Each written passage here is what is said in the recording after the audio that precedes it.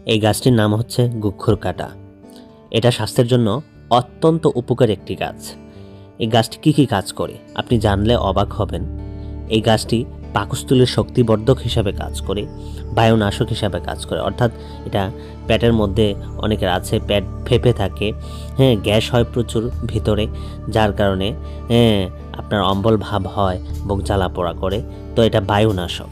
তারপর শ্লেষ্মা নিঃসারক, তারপর মূত্র ঋতু প্রবাহক, অর্থাৎ আপনার যাদের ঋতু মাসিক নিয়মিত হয় না তাদের জন্য এটা অত্যন্ত উপকারী, নিয়মিত মাসিক হবে। তারপর ক্ষুধাবর্ধক, যাদের অরুচি আছে, রুচিবর্ধক, এটা অত্যন্ত ক্ষুধা লাগায় খেলে।